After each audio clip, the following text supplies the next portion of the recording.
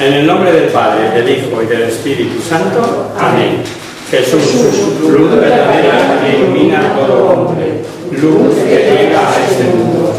Nosotros sabemos que tú has venido de Dios, el Padre, para ser nuestro Maestro y que enseñas los caminos de la verdad. Las palabras que oímos de ti son espíritu y son vida. Pero ¿quién es digno de abrir el libro rompiendo el sello? Tú solo, tú que diste tu vida por nosotros y nos compraste para Dios con tu sangre. Danos a conocer los misterios del reino de Dios y las inagotables riquezas de tu corazón. Descúbrenos los tesoros de la sabiduría y de la ciencia de Dios que en ti se ocultan. Haz que tu palabra penetre en nuestras almas, guíe con luz nuestros pasos, ilumine nuestra senda hasta que amanezca el día y se disipen las tinieblas. Tú que vives y reinas por los siglos de los siglos. Amén. Muy bien. Pues bienvenido a este encuentro con la palabra de Dios, que visto egoístamente creo que es un regalazo. Comentaba con algunos de los que estáis aquí un poquito antes de venir que es una bendición. Que Fe Católica en el 2022 es una bendición para la Iglesia, pero empezando por nosotros, porque gracias a Dios pues estamos en contacto con la palabra de Dios, que es lo que nos sostiene, y por otro lado tenemos, egoístamente hablando, cierta independencia. Es verdad que estamos sujetos a la jerarquía en Madrid y nuestro presidente natural será el obispo de Madrid siempre, el presidente natural, porque el presidente de aquí, que en este momento soy yo, pues es un mero ordenanza, uno que está al servicio de la palabra y del grupo, sin más ni más menos. Y hoy, en este recorrido por la cristología, por lo que hemos llamado al curso el misterio de Jesucristo, coloquialmente luego lo llamamos cristología, pero el verdadero título es el misterio de Jesucristo.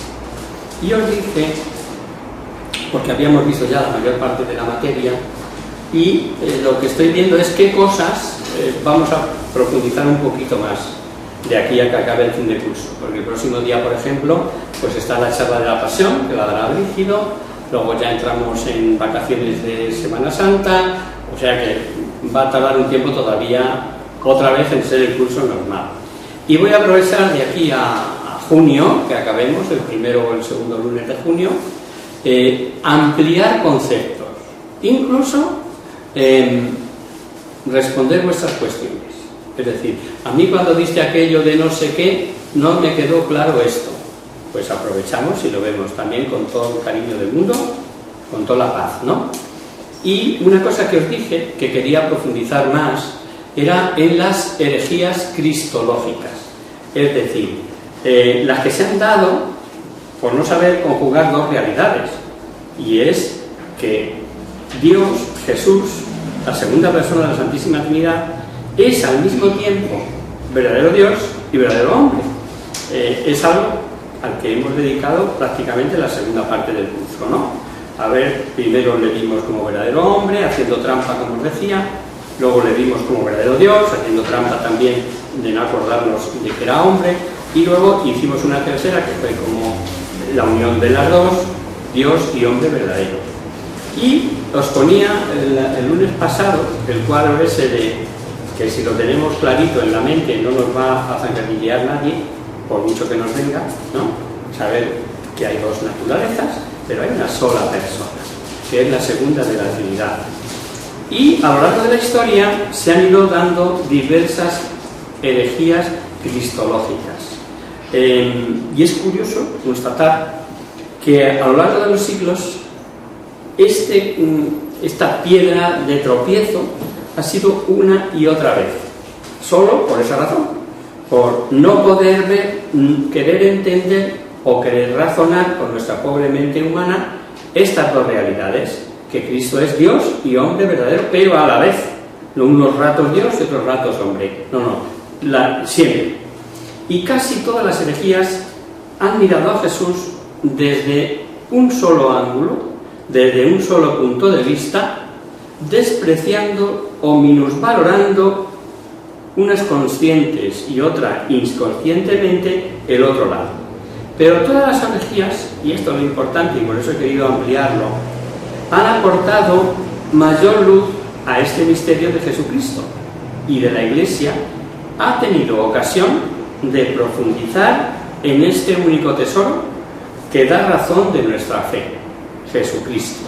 ¿Por qué? Porque cada herejía que salía al paso y contrarrestando, la Iglesia las ha ido refutando una tras otra. Así pues, podemos decir con San Pablo que para los que aman a Dios todo coopera a su bien. También las herejías, porque gracias a ellas, o a causa de ellas, ha salido más resplandeciente, más luminosa y más espléndida la figura de Jesucristo nuestro Señor. Jesucristo ha sido, es y será un misterio, porque al ser al mismo tiempo Dios y hombre verdadero y convivir en Él mismo las dos naturalezas distintas, la humana y la divina, en una sola persona divina, supera nuestro intelecto, supera nuestra razón. No voy a recurrir de nuevo al ejemplo de San Agustín, que os sabéis de memoria, ¿no? Cuando aquel angelito, el Señor, por medio de ese angelito, esa personita allí en la playa, le responde: ¿eso te pasa a ti, Agustín? Que quieres meter todo el agua del mar en ese hoyito. Quieres meter todo lo que es la divinidad en una naturaleza humana limitada. Y por muchas razones, pues no lo vas a entender, ¿no? Por eso, las diversas herejías cristológicas se han dado por no saber conjugar estas dos realidades. Es al mismo tiempo verdadero Dios y verdadero hombre. Unos, por querer valorar la divinidad, menoscababan la humanidad. Otros, por el contrario, por querer valorar la humanidad, menoscababan la divinidad o simplemente la negaban. Os doy la definición de Calcedonia, que es la más completa, ¿no? El Concilio de Calcedonia lo expresó así: nuestro Señor Jesucristo es verdaderamente Dios e Hijo unigénito de Dios, y verdaderamente hombre, nacido de María, dotado de alma racional y de cuerpo, consustancial al Padre, según la divinidad, y consustancial a nosotros, según la humanidad, en todo menos el pecado. Ambas naturalezas, perfectas y sin confusión, forman una única persona divina. Pero hasta esa definición de Calcedonia hubo muchas herejías, ¿no? Y yo voy a daros un poco las más generales, las que se suelen estudiar. La primera es el docetismo, y esta herejía fue difundida en el siglo I por Marción, Valentín y Basílides, estos últimos gnósticos. Habréis oído pronunciar más de una vez esta palabra, gnósticos, y nos quedamos sin saber qué quiere decir eso, o a qué alude, ¿no? Pues el gnosticismo es una doctrina religiosa, esotérica, y que promete a sus seguidores conseguir un conocimiento intuitivo, misterioso y secreto de las cosas divinas, que, según ellos, les conduciría a la salvación. Muy dado a pensar, repensar, lo que sé, que reduce la carne de Cristo a pura apariencia. Parece que come, parece que camina, parece que está cansado, y tanto San Juan en sus cartas, como Ignacio de Antioquía, como el propio Evangelio de Juan, luchan contra este error. Jesús es verdadero hombre que come, bebe, se cansa, camina, llora, se admira. Jesús caminó por las calzadas de Israel.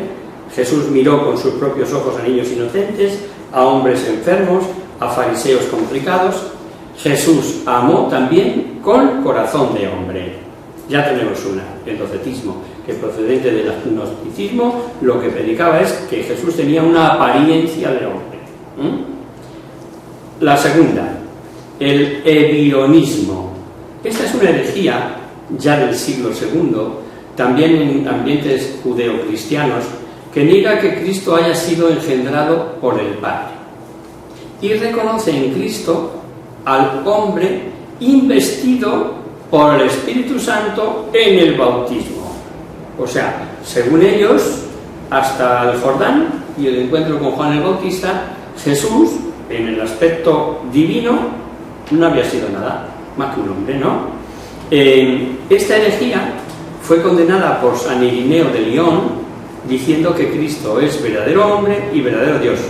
Verdadero Dios, porque solo Dios puede dar eficazmente la salvación y restablecer la unión con los hombres.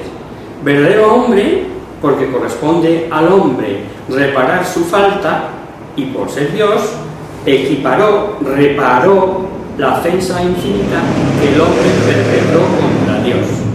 Por ser hombre, el hombre quedó redimido y su cuenta saldada. Esto os traigo a la memoria, pues el primero o el segundo día en que os hacía yo ese cuadro que cortábamos, ¿os acordáis? Os lo recuerdo, por si alguno no.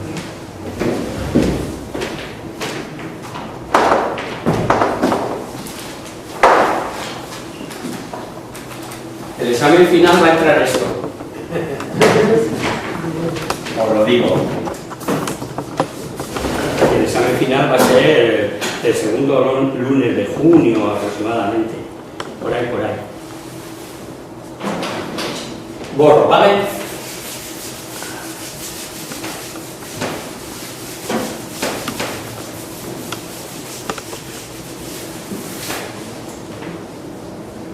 Os decía que Dios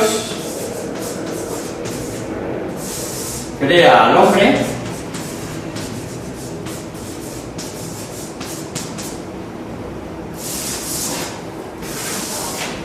pero con dos cualidades muy importantes: inteligente y libre, sobre todo libre. El próximo día que hablemos de la soterología, que hablaremos un poquito, va a volver a salir esto. ¿Qué hace el hombre en el paraíso cuando comete el pecado original? Porque el hombre depende de todo de Dios, pero es creado en un estado de gracia sobrenatural, con dones preternaturales y dones naturales. Pero llega el patas, que le llamo yo, disfrazado de serpiente, como dice el Apocalipsis, la serpiente antigua llamada diablo, y le pone oreja, que es lo peor que se puede hacer, escuchar al maligno. Y el Señor solo le había prohibido una cosa: puedes hacer de todo, tienes todo a tu disposición, pero únicamente no puedes comer del árbol de la ciencia del bien y del mal. O dicho en lenguaje que nosotros todos entendemos ahora, no se trata de comer una manzana o cualquier otro fruto, sino que lo que de verdad te prohíbo es que Dios soy yo, solo yo, y te quiero y te quiero porque te quiero, pero en todo dependes de mí. Llega el diablo y le dice: mira, esto lo ha hecho este hombre por chincharos, porque ¿por qué no vas a ser un Dios? ¿Por qué no vas a definir tú lo que está bien y lo que está mal? Que por cierto es el pecado de nuestros días. Da igual lo que digan, lo que piensen, lo que venga en la Biblia, esto digo yo que está bien y pienso que es lo bueno y tira para adelante. Bueno, pues esto hicieron nuestros primeros padres. Con esto que hicieron, cortar con Dios.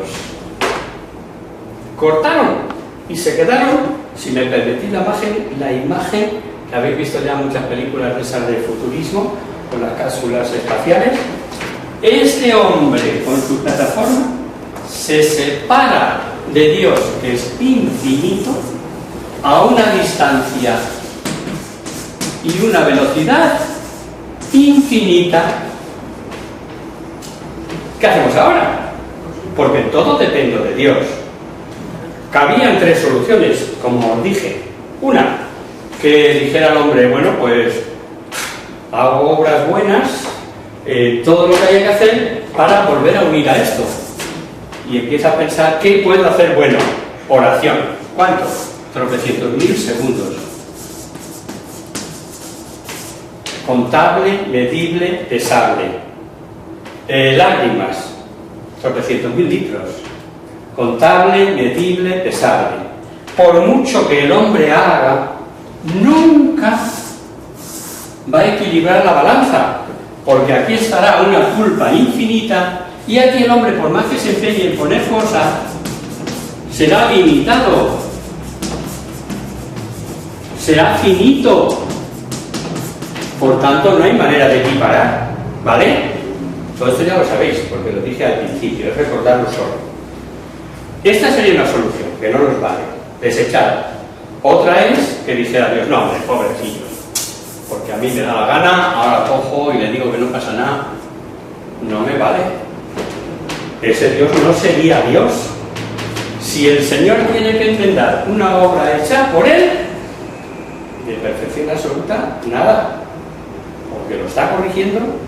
Y tercero, le ha creado libre y no puede. Ese Dios no puede, porque ha creado al hombre en estado de libertad. No puedo cortarle la voluntad ahora. Y la tercera solución, la que ya conocemos, ¿no? Que Dios mismo, por un infinito amor a los hombres, que no nos podemos ni imaginar, yo siempre pongo el mismo ejemplo, pero habrá muchísimos ejemplos mejores, que cualquier hombre se hiciera por redimir a las hormigas hormiga. ¿No? ¿Por qué? Porque les quiere y coge y me hago hormiga. Eso hizo el Señor, de su infinita misericordia, ¿no? Por amor a los hombres, hacerse uno de nosotros. Entonces sí, entonces Cristo, como hombre, quiere, y como Dios, puede. Entonces sí, entonces aquí en este lado también hay infinito, por lo cual sí se equilibra la balanza. Pero bueno, este era un paréntesis. Esto era solo un recordatorio de lo que ya habíamos dicho en su día. Y decía que este era lo del lesbianismo, ¿no? Que corresponde al hombre reparar su falta. Y por ser Dios, reparó la ofensa infinita que el hombre había hecho a Dios, ¿no? Venta saldada, ¿no? La tenemos de ahí, infinito igual infinito. Otra herejía, también del siglo II, el adopcionismo. Casi la palabra sola deducís de qué herejía se trata.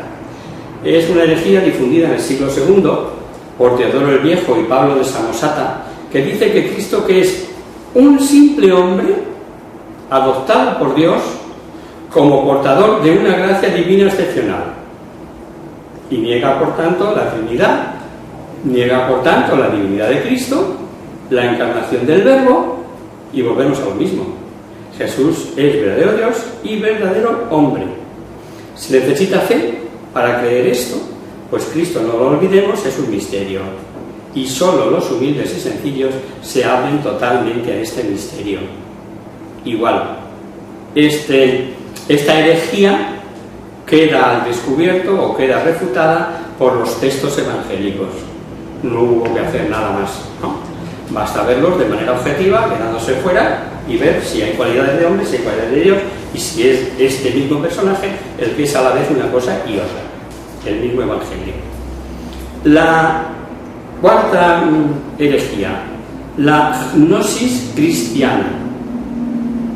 No, esto ya lo he dicho, ¿no? No. La gnosis, os he hablado de lo que era el agnosticismo, pero no la herejía. Esta se difundió por Marción, Valentín, Epifanio y Simón el Mago, según la cual Jesús no es Dios, sino un eón en medio de los demás eones que ha venido para dar el conocimiento al hombre engañado por sus sentidos. Esto es de lo que parten de la pureza humana, del hombre considerado como bueno desde el principio, ¿no? Y Cristo desciende sobre Jesús en el momento del bautismo, lo mismo que hablábamos del lesbianismo, en el momento del bautismo. Es una herejía, pues crea en Jesús un dualismo de personas y desvirtúa su misión divina y redentora.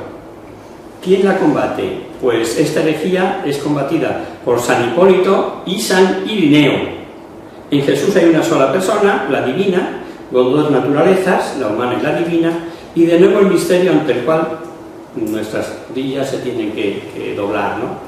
Si tuviera dos personas, tendría también dos personalidades, es lo que defiende en San Irineo, ¿no?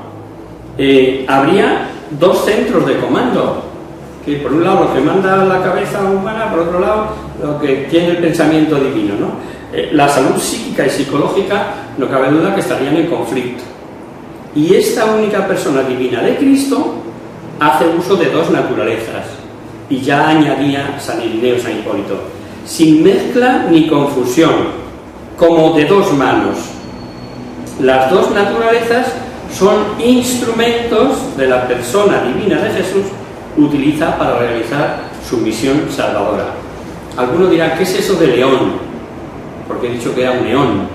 Pues un eón es un dios del tiempo, eterno y de prosperidad, sí, bien digo, de prosperidad, que procede de la mitología fenicia.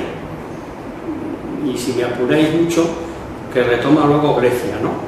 Con esa mezcla de dioses y hombres y las mitologías griegas acerca de los dioses enlazados o entreverados con lo humano. Pues especie de reflejo, de sentido en el tiempo, y a eso es lo que le atribuyen a Dios, a Jesús, perdón.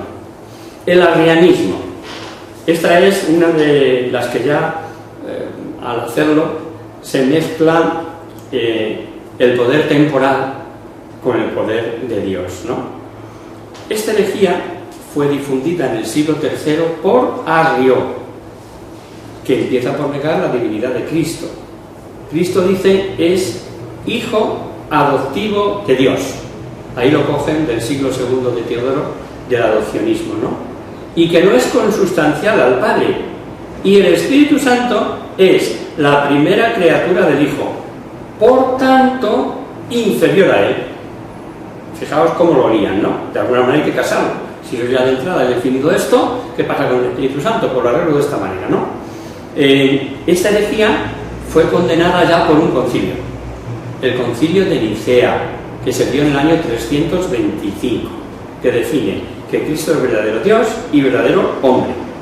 San Jerónimo pronunció esta célebre frase: el mundo se despertó un día y gimió de verse arriano. ¿Por qué? Pues porque es de un poder tremendo, ya que están haciendo del poder humano, ¿no? Muchísimos sacerdotes y fieles fueron martirizados. Los obispos católicos fueron arrojados al destierro y sustituidos por obispos arrianos. Todo esto por culpa del emperador Constancio II, arriano, que se había adueñado de todo el imperio. Y él fue quien dijo estas palabras. Podéis suponer que a qué se refiere, ¿no? Se refería dice, se acabaron los niceanos, es decir, los católicos hemos triunfado, los cristianos, es decir, los arrianos, se llaman a sí mismos los cristianos fetén, si solamente, y dice a continuación, fijaros si es importante, este Constancio II, si solamente pudiéramos agarrar y ahorcar a ese bandido obispo de Alejandría, esto estaba solucionado. ¿A qué se refería? Pues se refería a un gran defensor de la fe católica, que fue Cirilo de Alejandría. Es el que más claramente luchó contra el arrianismo, aunque no se define así tan corto como os he dicho, ¿no? El arrianismo es mucho más, perdura hoy todavía en algunas sectas, ¿no? Y pasamos con esto al siguiente, al a ver si lo digo, el hijo de Apolinar, apolinarismo. Esta es del siglo IV, esta herejía, y niega el alma humana de Jesús, creyendo que esa alma humana sería como la nuestra, sujeta a pecado, pecaminosa, y así creía salvar la divinidad de Cristo. O sea, no vamos a mezclar.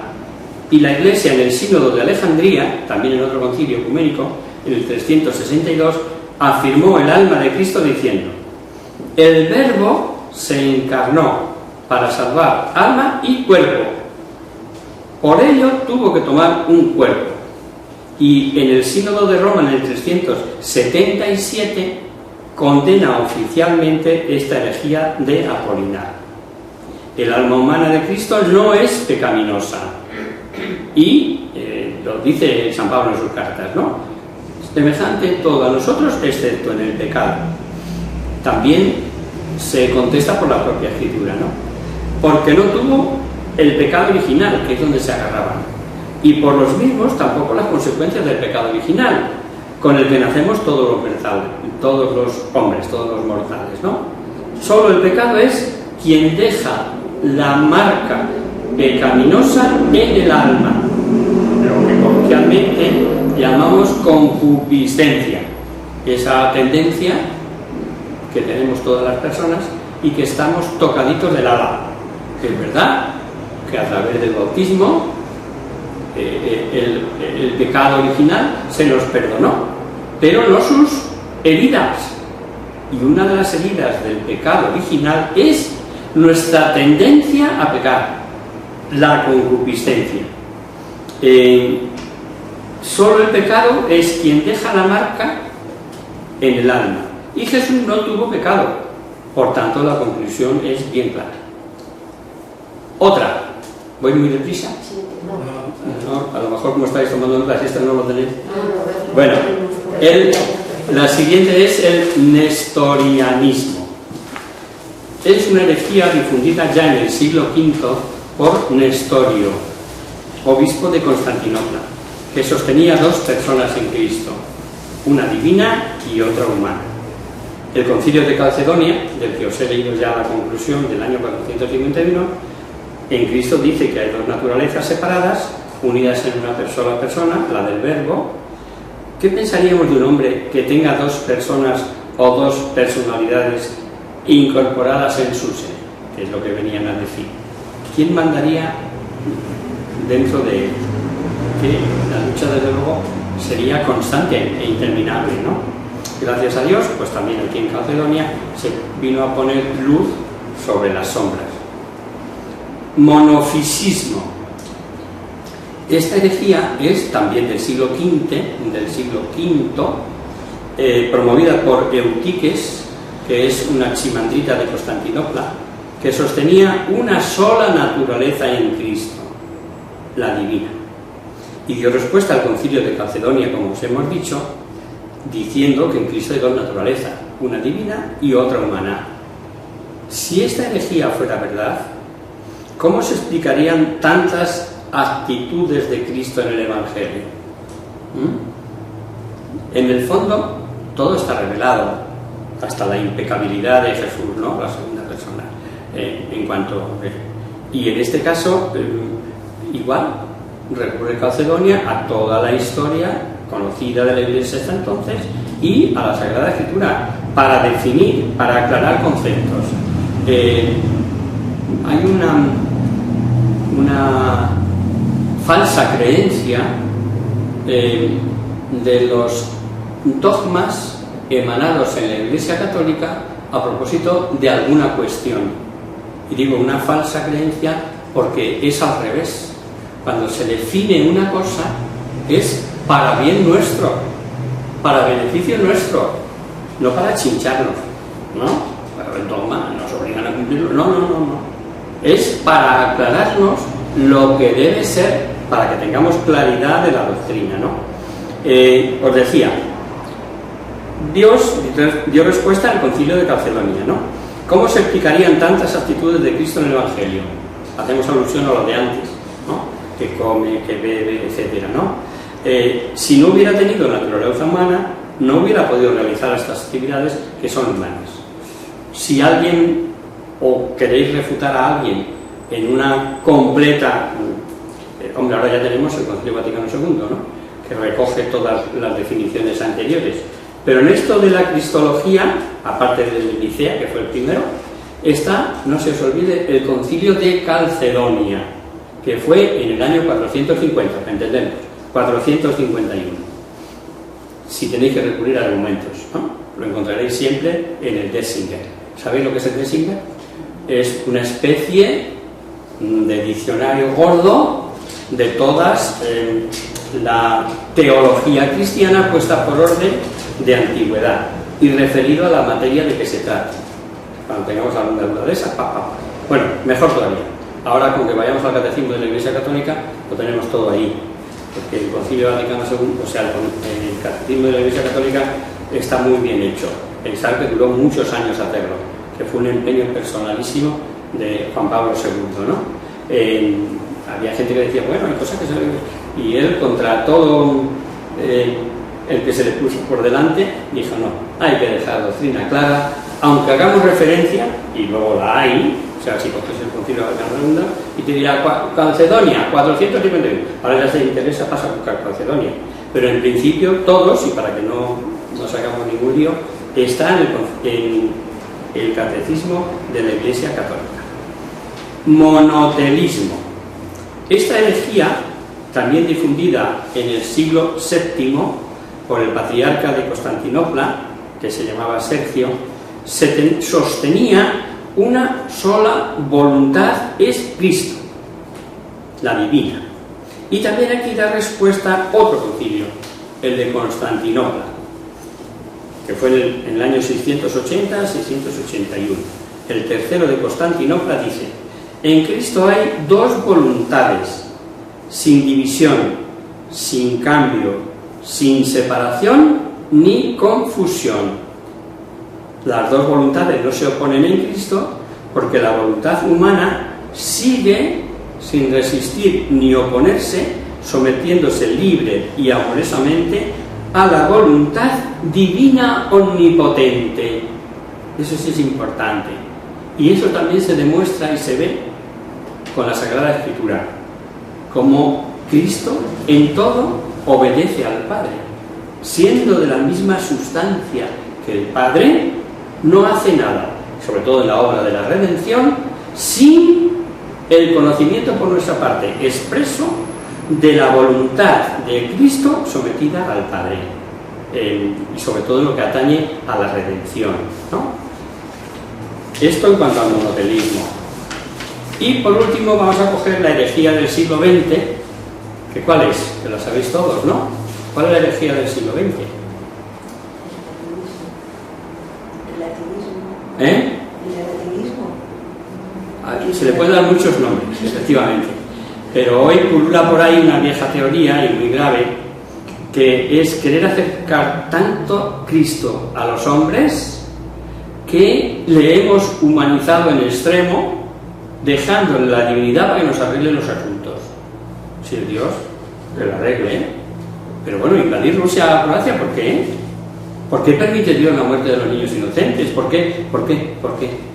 Y nos surgen todos esos porqués, y no surgen los porqués en un afán santo y bueno de pedir que intervenga para el bien, sino en un afán de exigencia.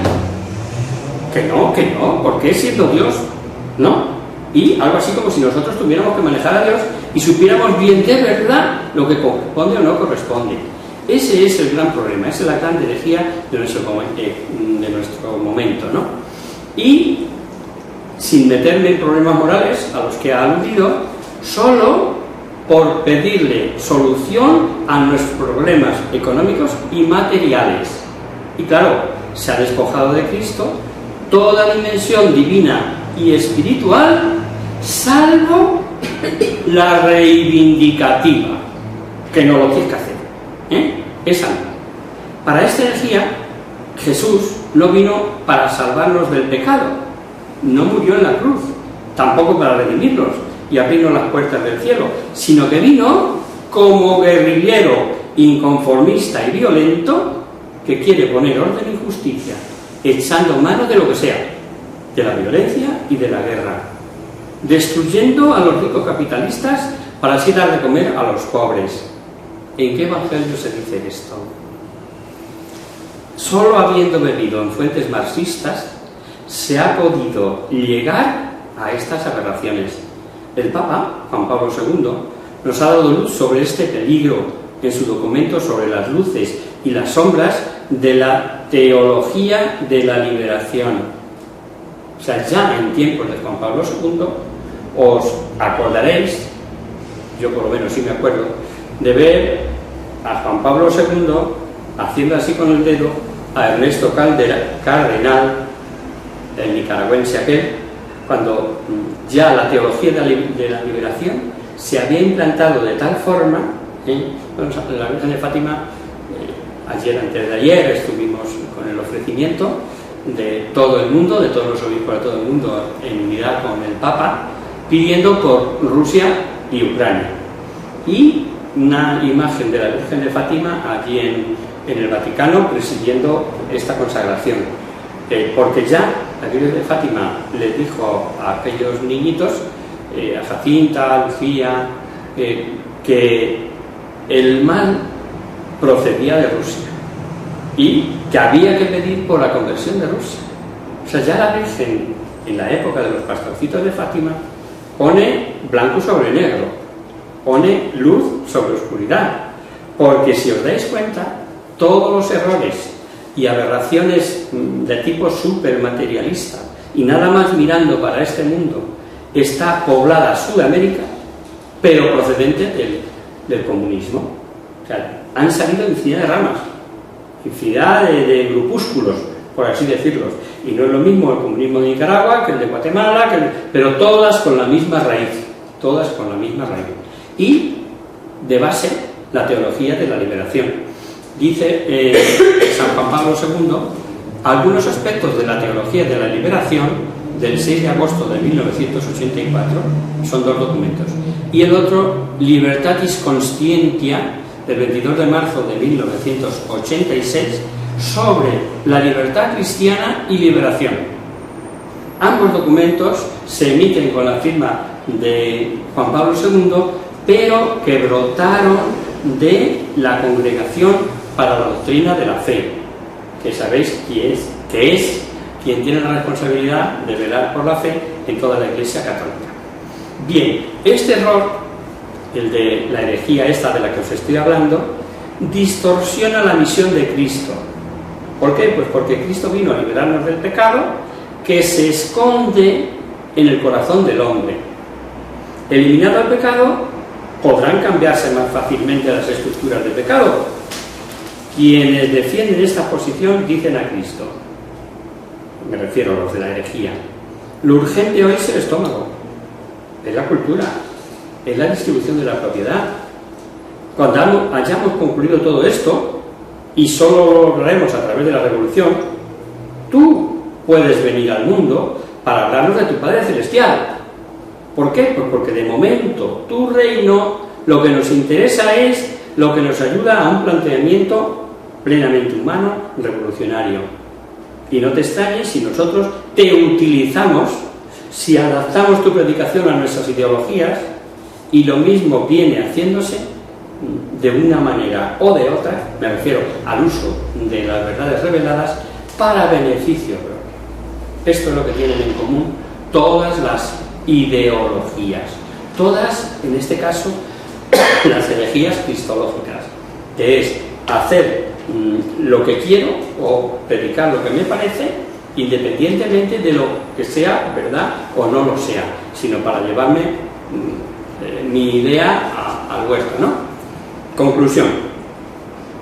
Las herejías no nos deben escandalizar ni desalentarnos. Al contrario, nos invitan a afianzar y afirmar mejor nuestra fe, para, como dice la primera carta de Pedro, para poder seguir dando razones de nuestra esperanza a aquellos que nos la pidan. La providencia de Dios sabe llevar nuestra historia por los vericuetos que a Él le parezcan, los adaptados a cada tiempo, pero siempre y en todo momento contando con su sabiduría y su misericordia para con todos nosotros. Y al mismo tiempo nos hacen vigilar, porque nadie presuma de no caer, que podemos meter la patita cualquiera, ¿no? Dice Pablo, escribiendo a los Corintios, que el que crea estar firme, cuide para no caer. Vos, lo que toméis nota, está en la 1 de Corintios 10. Cuide de ello para no caer. Bueno, Yo esto es todo lo que os quería decir a propósito de las herejías, remachando lo que habíamos visto un poquito por encima el día que os hablé de las herejías. No son las únicas. Quiero decir, te pones a investigar y empiezas a ver dentro de cada cual no solo las herejías, sino las prácticas religiosas o religiones que han nacido de tales herejías. Por ejemplo, no es una herejía, pero es una religión, es un seguimiento de Cristo erróneo, el protestantismo. ¿De qué nace? De una desobediencia pura y dura, empezando por ahí, pero ¿por qué? Por criticar una acción determinada de la Iglesia o un modo de llevar la Iglesia. No vamos a negarle lo que de bueno tuviera en su idea Antitilio, pero de lo que propuso Lutero a cómo acabó el tema, o como está actualmente, la sola escritura, por ejemplo, ni la patrología, ni la historia de la Iglesia, ni nada. Solo lo que a mí me diga la escritura. Así te explicas que haya tropecientas sectas, no sé, cuando yo la última vez que lo había, 700 y pico, solo de los hermanos separados. Solo de los hermanos separados. Y preguntadme lo que queráis, si yo sé os lo contesto. ¿No hay preguntas? O para casa.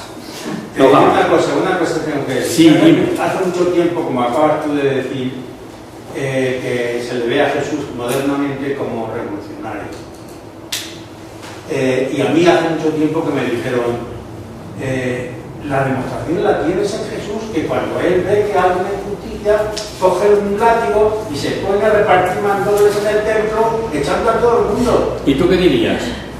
Yo le dije, te olvidas de otro pasaje del Evangelio, que cuando Jesús contesta al sumo sacerdote si eres hijo de Dios y le dice que sí, y le pegan un mandoble, él repite, si he hecho mal, dime en qué, pero si no, ¿por qué me pegas?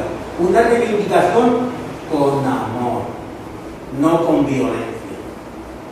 Esa es la contestación que yo le doy. Pues muy buena, pero hay también otra explicación, sabiendo lo que fue el tema de la purificación del templo, que eso sí lo vimos aquí con detalle, ¿os acordáis, no?